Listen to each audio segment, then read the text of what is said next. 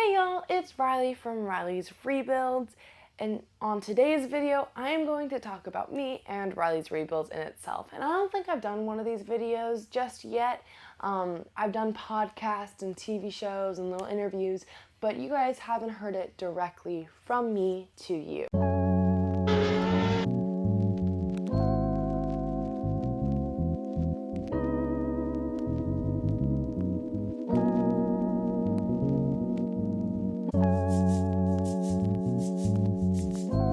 So, Riley's Rebuilds all started when I was 13.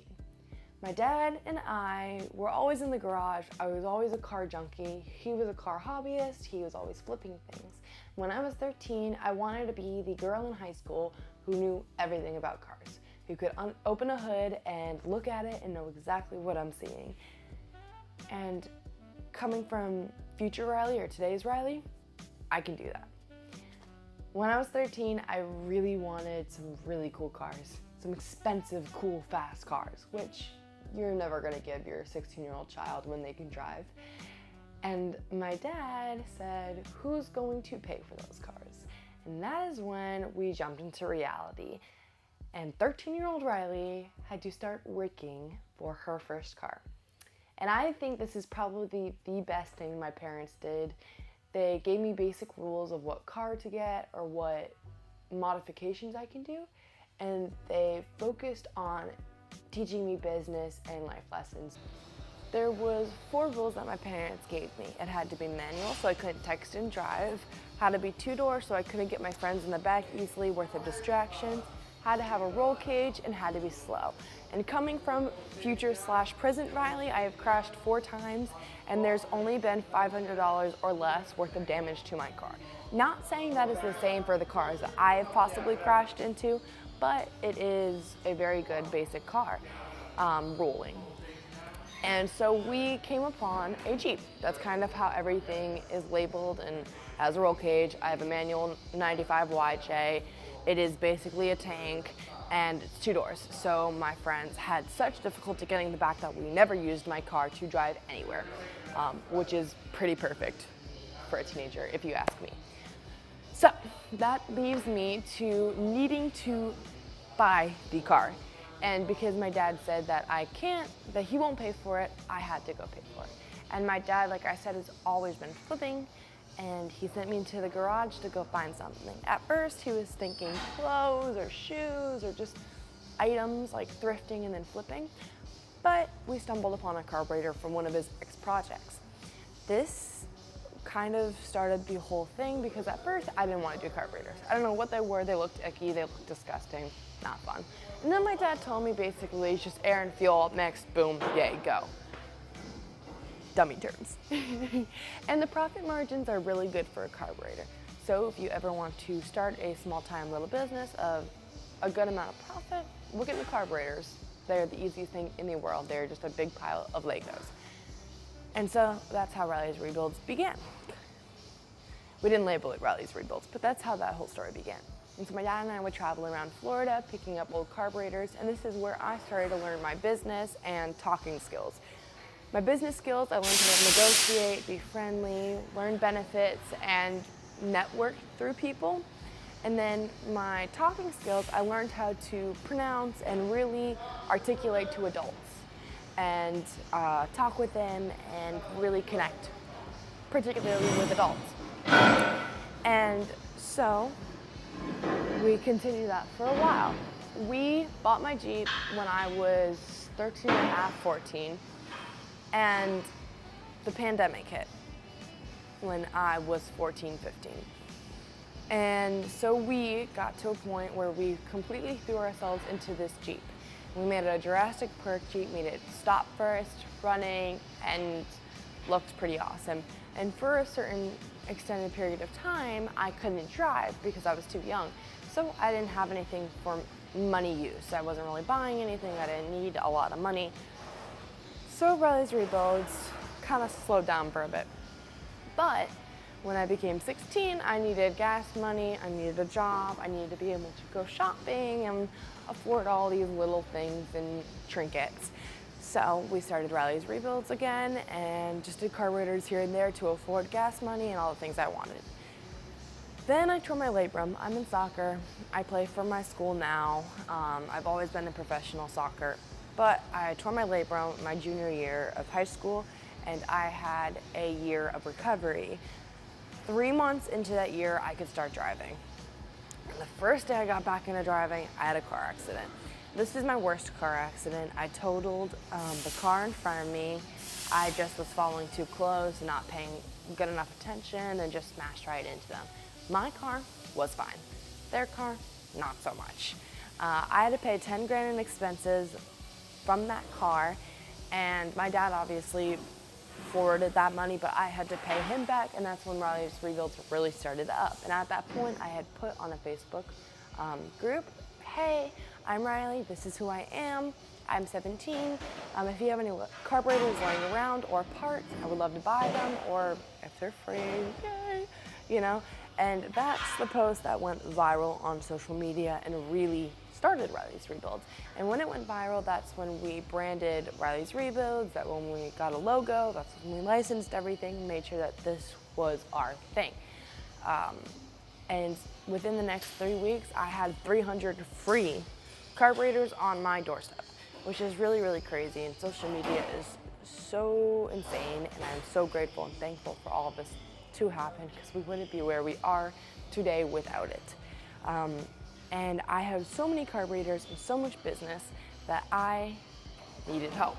And at that point too, I was so involved with soccer, school, and work. I was never out with my friends. Missed them, they missed me. We came up with a compromise that they would come and join me in the garage. And that's when we brought my 4 girl best friends into the garage with us to work on carburetors. And originally it was Elaine, Dagny, Amelia, and Katie. And Katie was really into cars, Elaine was our social media person, and Dagny and Amelia just kind of came in for the ride. And we all worked really, really hard, and we figured out all of this fun stuff, and we started working. And at this point, my dad and I realized that this could be their full-time job. And so we called all the parents in for a meeting. We had everybody come and sit, and we explained to them that this could be the girls' full-time jobs, and it could financially be stable for them. And so all the parents agreed. We did all the business and law sides of everything, and the girls became our full-time workers. Production was going. We went to SEMA that year, PRI, we went to Stacey David's, did shows, I did All Girls Garage. A lot had happened within that year, but it was also how our social media was taking off.